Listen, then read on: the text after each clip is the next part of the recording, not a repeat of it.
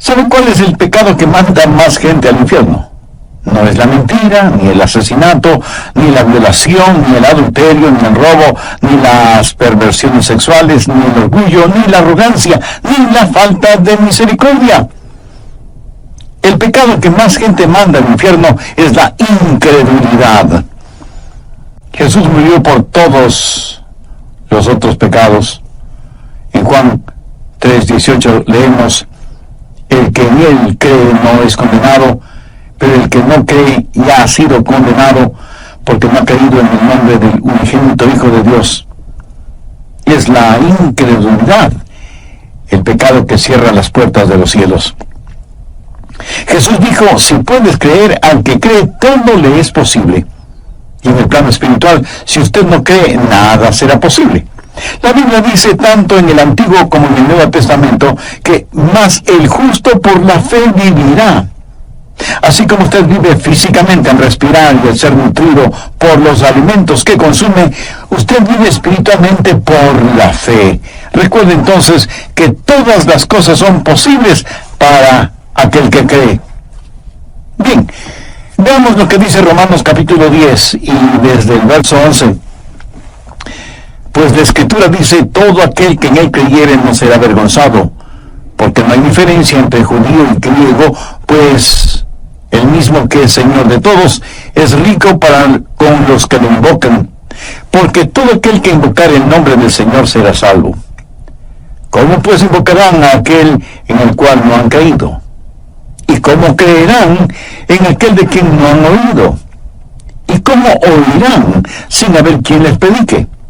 ¿Y cómo predicarán si no fueren enviados? Como está escrito: cuán hermosos son los pies de los que anuncian la paz, de los que anuncian buenas nuevas. Mas no todos obedecieron al Evangelio, pues Isaías dice: Señor, ¿quién ha creído a nuestro anuncio? Así que la fe es por el oír, y el oír por la palabra de Dios.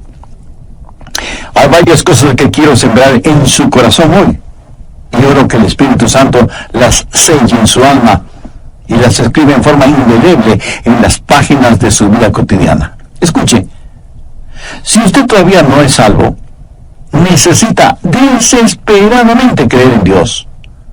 Oh, las bendiciones de Dios que vendrán a su vida si usted aprende a creer en Dios. Ore creyendo y recibirá. Ore dudando y nada tendrá. Es absolutamente necesario que usted aprenda cómo creer en Dios. Por eso, tenga su Biblia abierta en Romanos capítulo 10 y descubramos las lecciones que están ahí para enseñarnos cómo tener una fe eminentemente bíblica. Lo primero que deseo que note es lo que voy a llamar la realidad de la fe bíblica. Mire Romanos 10:11. Pues la Escritura dice: todo aquel que en él creyere. Por favor, subraye la siguiente frase: no será avergonzado. ¿Quién no será avergonzado? El que creyere en él.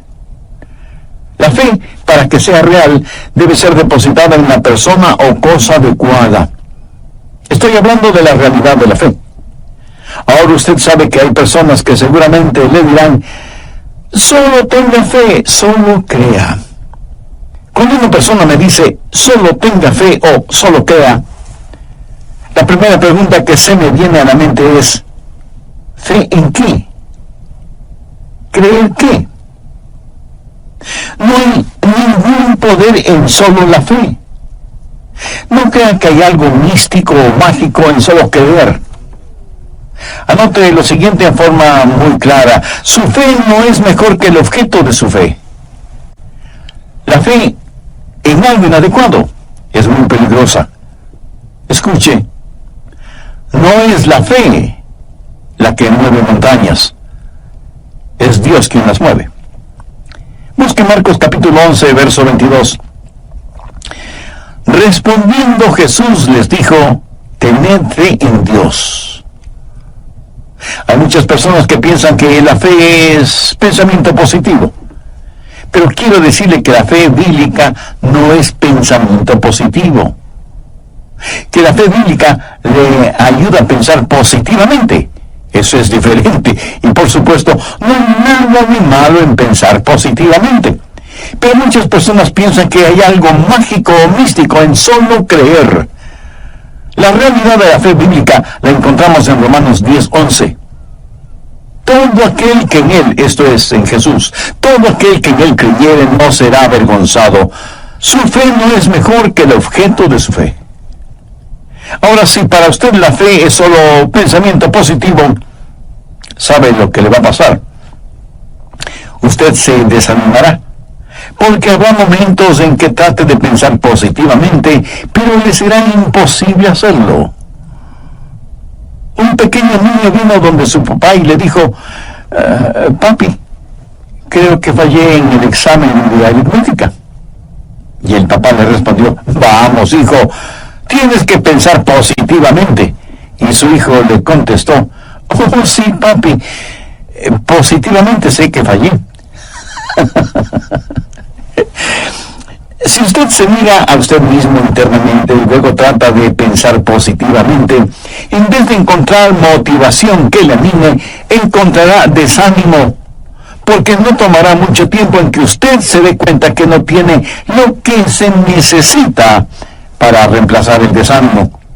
Y le diré algo más. Si usted pone fe en la fe, será un blanco perfecto para el diablo. El diablo vendrá y le dirá, no eres lo suficientemente bueno para salvarte. Y usted le responde, lo sé, pero no tengo ninguna fe en mí mismo. Y el diablo le dirá, además hay hipócritas en la iglesia. Y usted dice, sí, pero yo no estoy poniendo mi fe en los hipócritas, yo confío en el Señor. Y el diablo insiste, y si es así, ¿por qué no te sientes bien? Pero es que yo no confío en mis sentimientos, yo confío en el Señor. ¿Piensa usted que el diablo le dejará en paz? Mi amigo, de ninguna manera. Él volverá al ataque y le dirá, dices que confías en el Señor, pero ¿cómo sabes que tu fe es lo suficientemente buena? ¿Cómo sabes que tu fe es fuerte? ¿Cómo sabes que tu fe es la fe verdadera? Amigos, si usted no tiene cuidado, ese es el argumento más sucio del diablo. Pero mucha gente le presta atención. Cuando el diablo le haga dudar con esas mentiras, usted dígale, mira, diablo, yo no estoy poniendo mi fe en la fe. Mi fe está en Jesús. Ahora, hay una gran diferencia en eso, porque la fe más pequeña en la persona adecuada es mejor que una fe enorme en la persona equivocada. Nosotros debemos tener fe y creer en Jesús. ¿Sabe lo que la Biblia dice en Hebreos 12:2?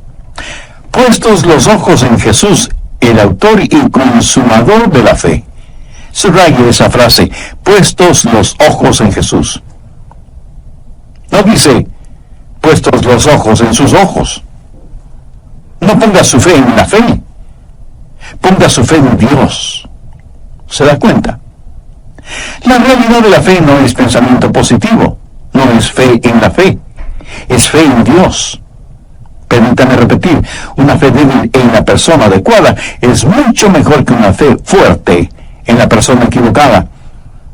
Y si usted pregunta, ¿honrará Dios mi débil fe? Él ciertamente lo hará. Si no lo hiciera así, la mayoría de nosotros no obtendríamos nada de Él. En el capítulo 9 del Evangelio de Marcos está la historia de un hombre que tenía un hijo endemoniado y vino a Jesús para que lo sanara. En el verso 23, Jesús le dijo, si puedes creer, al que cree todo le es posible. ¿Sabe cuál fue la respuesta de ese hombre? Verso 24. E inmediatamente el padre del muchacho clamó y dijo, creo, ayuda mi incredulidad. Y Jesús le dio lo que pedía y necesitaba. Ese hombre tenía una fe débil, pero era una fe débil en Dios. Ahora yo no digo que debemos conformarnos con tener una fe débil, porque indudablemente es mucho mejor tener una fe fuerte.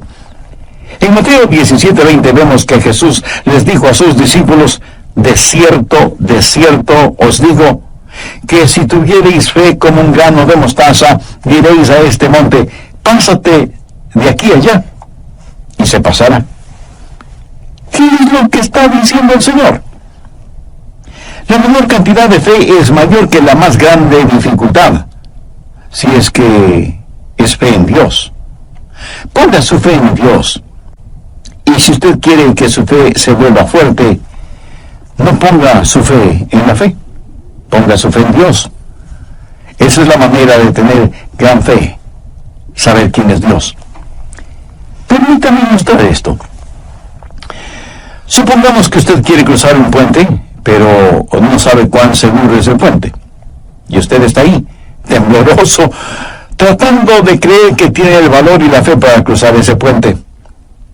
Pero esa actitud es poco menos que ridícula. Mire el puente. Está hecho de concreto y de acero, y pesados camiones cruzan todos los días por él. Una sola mirada al puente y sabrá cuán seguro es para que usted lo cruce con toda confianza. Cuando usted sabe, ve y conoce quién es Dios, no pone su fe y creencia en sentimientos positivos. No pone su fe en la fe, usted pone su fe en Dios, y su fe crecerá. Hace ya algunos años, en la parte norte de los Estados Unidos, donde nace el río Mississippi, durante el invierno, el río se congela. Hubo un hombre que, en vez de cruzar el puente sobre el río, decidió ahorrar camino y cruzar caminando sobre el hielo del río congelado. No vio a nadie más haciendo lo que él iba a hacer, pero parecía que la capa de hielo era lo bastante gruesa como para sostenerle, y comenzó a caminar sobre el hielo. Y estando más o menos a mitad de camino, se dijo, creo que no debía hacer esto. A lo mejor el hielo no sostenga mi peso. Si se rompe el hielo y caigo, nunca nadie sabrá lo que me pasó. ¡Qué tonto soy! ¿Qué hago aquí? Y decidió regresar, caminando suave y lentamente. Luego, para que el peso de su cuerpo se distribuyera sobre el hielo, se acostó con sus brazos y piernas extendidos, impulsándose de regreso poquito a poco, y se decía, pero qué tonto que fui. ¿Por qué no fui hasta el puente para cruzarlo? Si algo me pasa, mi familia nunca sabrá lo que me pasó. Y comenzó a gemir y a llorar. De pronto escuchó un fuerte sonido, como de algo que se quiebra, y pensó, Dios mío, el hielo se está rompiendo, ayúdame, Señor, sálvame, Dios mío. El fuerte sonido se oía más y más cerca, pero no se veía ninguna resquebrajadura en el hielo. Con temor, alzó la cabeza para ver qué pasaba, y vio que un leñador guiaba un enorme trineo lleno de grandes troncos de árboles, y jalado por orgullosos caballos, y con absoluta seguridad cruzaron el congelado río. Ese era el ruido que escuchó.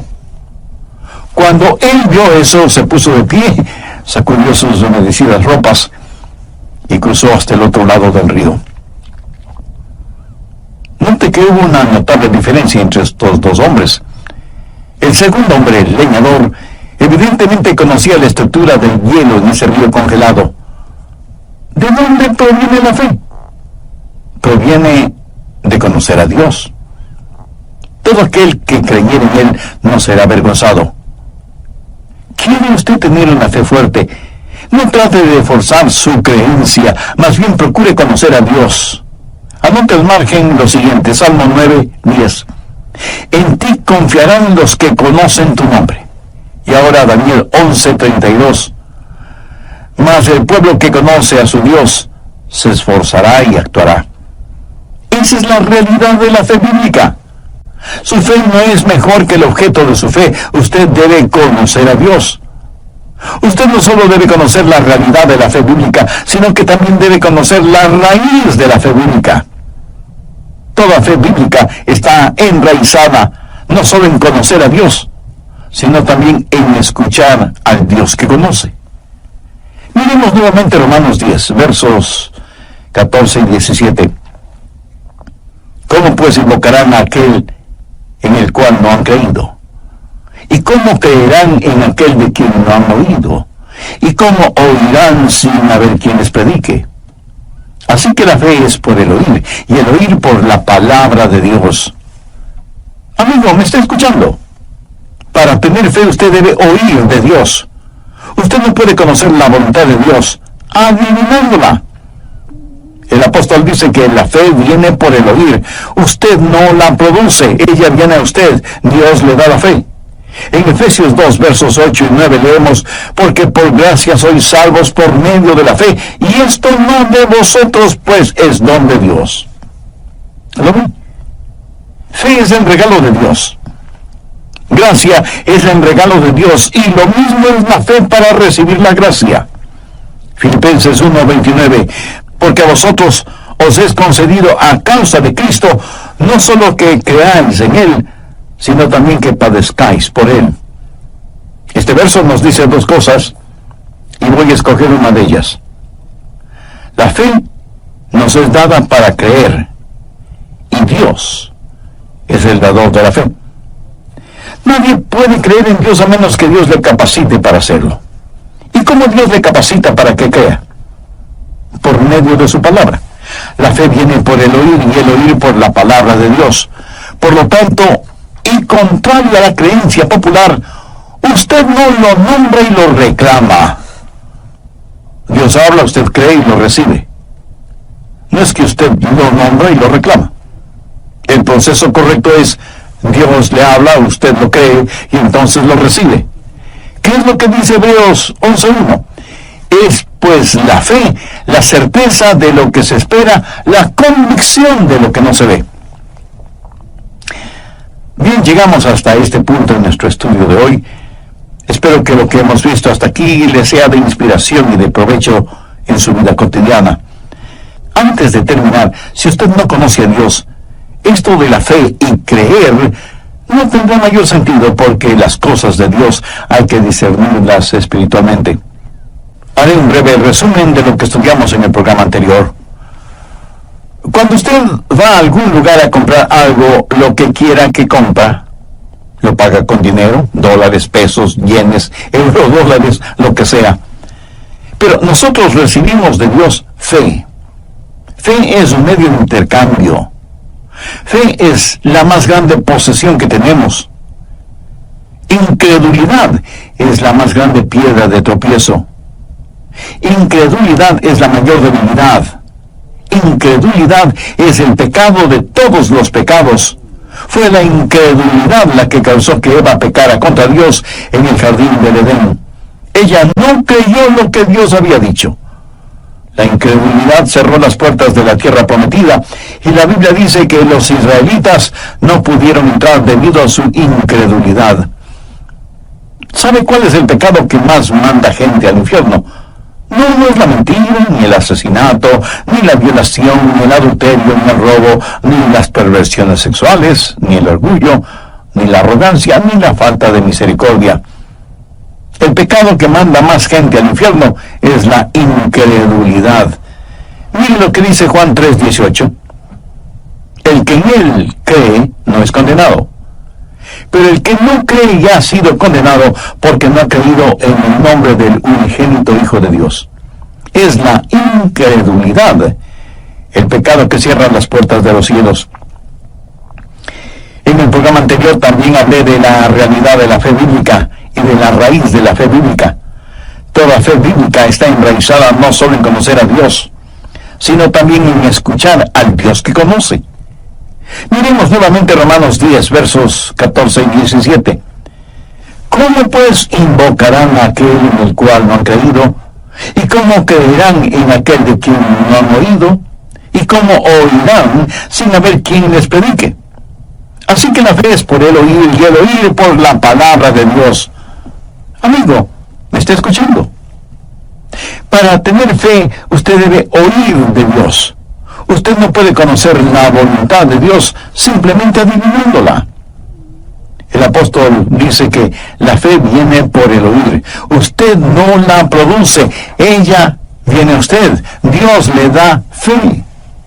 En Efesios 2, versos 8 y 9 leemos: porque por gracia sois salvos por medio de la fe, y esto no de vosotros, pues es don de Dios.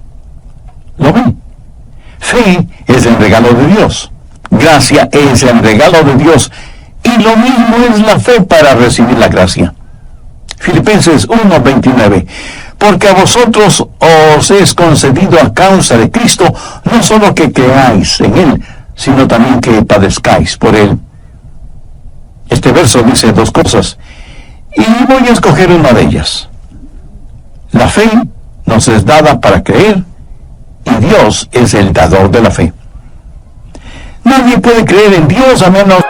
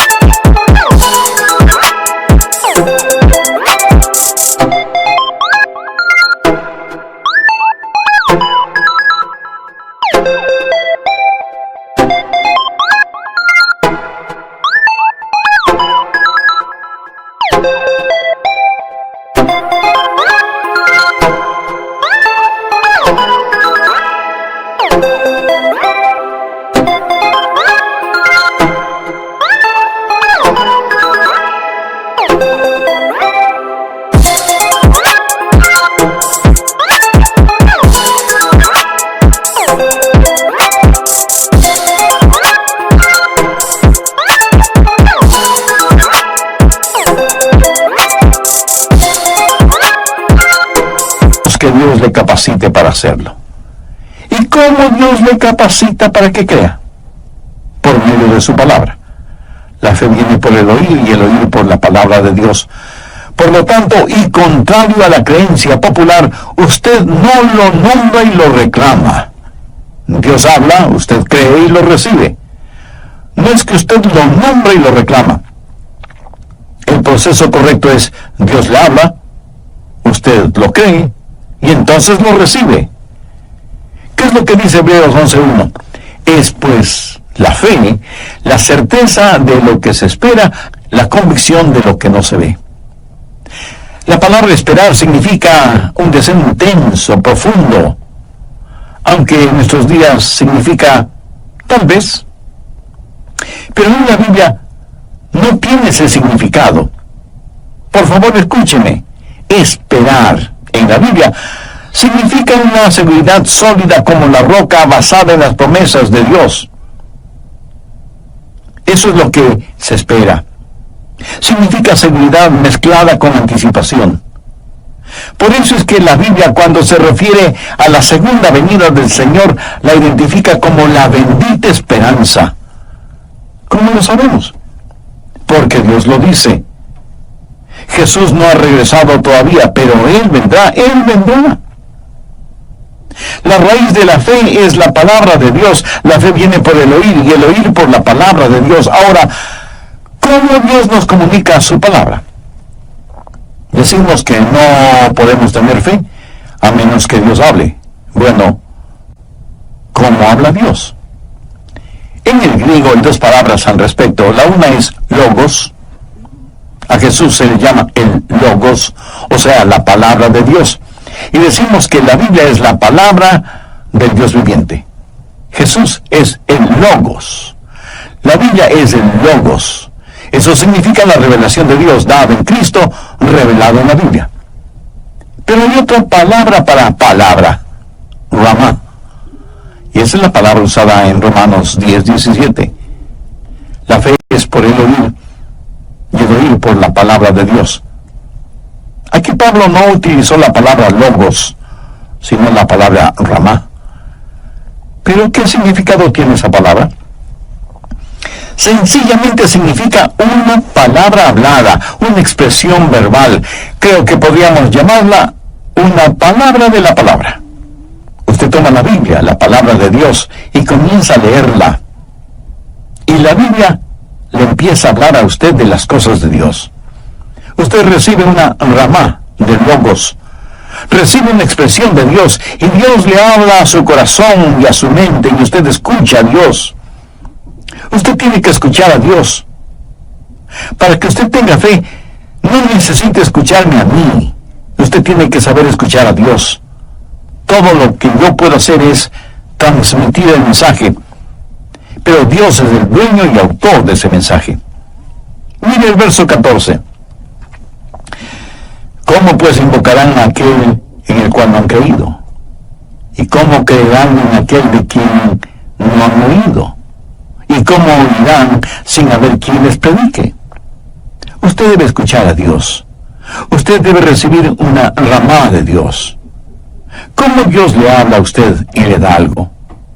Usted está leyendo la Biblia o está orando y Dios pone esa porción en su corazón y Dios le dice, esto es de mi parte. Y alguien me dirá, pastor, Dios nunca me ha hablado de esa manera. Y yo tengo que preguntarle, ¿pero estuvo usted escuchando? ¿Tiene usted un tiempo personal o íntimo con Dios diariamente? ¿Está listo no solo a conocer su voluntad, sino también a hacer su voluntad? Se presenta delante de Él para servicio diario. La raíz de la fe es la rama de Dios. La realidad de Dios es fe en Dios, no fe en la fe. Y la raíz de la fe es que debe escuchar a Dios. ¿Cuál es el resultado de esta fe? ¿Qué es lo que hace la fe? Pero antes de hablar acerca de liberar esa fe, hablemos de sus resultados. ¿Qué hace la fe bíblica? ¿Cuál es el propósito de la fe? Escúcheme con atención.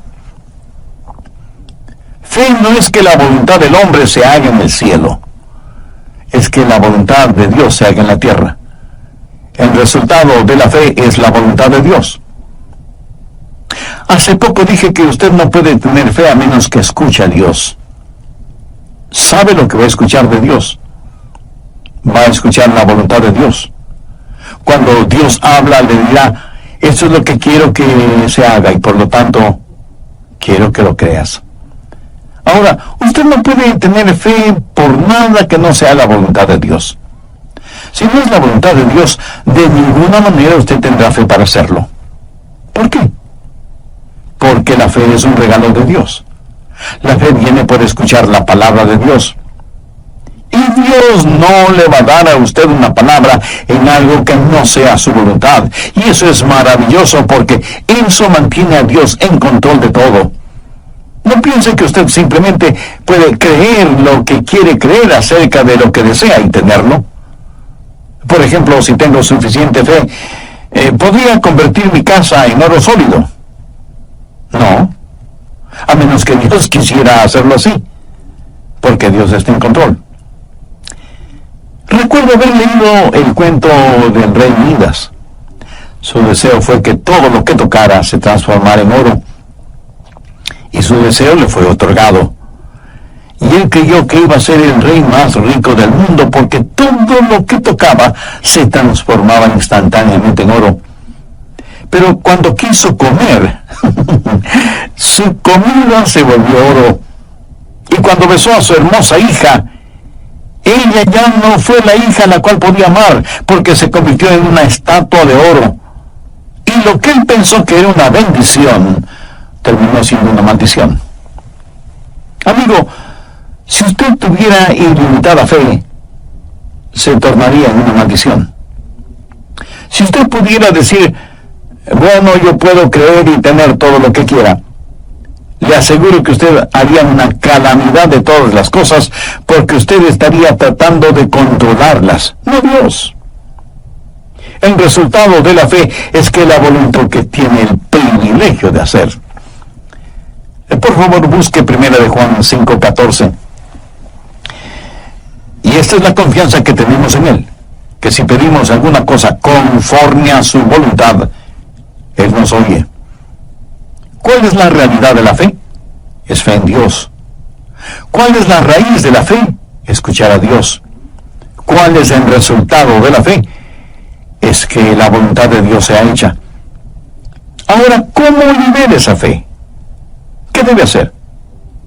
¿Cómo la relaciona con su experiencia personal y privada? La verdadera fe es mucho más que únicamente creer. Obedece. Si lo que dice que usted cree no se traduce en acción, en realidad usted no cree. Pero note lo que dice Romanos 10:16, mas no todos obedecieron el Evangelio. Pastor, un momento. Yo pensé que debíamos creer el Evangelio. Sí, así mismo es. Y cuando lo cree, lo obedece. Permítame decirle que fe es el creer traducido en acción. El pastor Rogers, si no puedo creer no es mi culpa, es la culpa de Dios, porque Dios no me ha dado la fe para creer. Usted dijo que nadie puede creer a menos que Dios le hable, y Dios no me ha hablado, por lo tanto no es mi culpa. Mi amigo, tengo algo que decirle. Mire otra vez el verso 16. Mas no todos obedecieron al Evangelio. Pues Isaías dice, Señor, ¿quién ha creído a nuestro anuncio? ¿Lo ve? No todos quienes me escuchan son creyentes. Por eso la fe viene por el oír y el oír por la palabra de Dios. Pero digo, no han oído. Sí, lo oyeron, pero no obedecieron. Pero si Dios habló, ¿por qué no obedecieron? ¿Por qué no creyeron? Miremos el verso 21. Pero acerca de Israel dice, todo el día extendí mis manos a un pueblo rebelde y contradictor. Dios está hablando. Dios le tiene a usted escuchando este programa y Dios le dice, te amo. Pero no todos obedecerán al Evangelio. No todos dejarán en libertad a su fe. Dios extiende sus manos, pero hay gente rebelde y contradictoria. ¿Sabe usted lo que significa la palabra contradecir? No es una palabra muy agradable que digamos, porque significa ser obstinado, contencioso. Usted escucha la palabra de Dios y Dios le habla y el Espíritu Santo afirma esas verdades, pero usted la hace pasar por el tamiz de su mente y dice, no creo que eso sea la verdad, no pienso obedecer eso. Dios dice, te amo. Y extiende sus manos hacia usted y usted le da la espalda. Todo el día extendí mis manos a un pueblo rebelde y contradictor. No todos obedecieron al Evangelio. Usted debe liberar su fe por medio de la obediencia. Hace muchos años atrás los hombres soñaban con la construcción de un ferrocarril que cruzara de este a oeste. Sería el ferrocarril transcontinental. Comenzaron en el oeste construyendo los rieles. Luego comenzaron la construcción en el este, hasta el lugar en donde el este y el oeste se juntaron por medio de ese ferrocarril. Los gobernadores de los estados estuvieron presentes y fueron hasta el lugar en donde los rieles se unían. Trajeron una locomotora a vapor desde el este y otra desde el oeste, y los agudos pitos de esas locomotoras se oían a la distancia. Supongo que esa fue una extraordinaria celebración. Y una de las cosas que hicieron es que, faltando solo un clavo para asegurar el último tramo del riel, trajeron un clavo de oro y un gran martillo de plata. Y con ese martillo de plata clavaron el clavo de oro y declararon unido al este y al oeste por medio del ferrocarril transcontinental. Cuando clavaron a Cristo en la cruz del Calvario, Él hizo mucho más que unir al este y al oeste. Él unió Dios con el hombre. Con una mano Él tomó al hombre pecador y con la otra mano tomó la mano de Dios. Y cuando ellos clavaron esos clavos en sus manos, la única plata fue la de sus lágrimas y el único oro fue el de su sangre. Y en esa cruz, con su sangre, Jesús reconcilió a Dios con el hombre. Si usted va al cielo, y sinceramente anhelo que así sea, usted no llegará ya en el vagón de sus obras.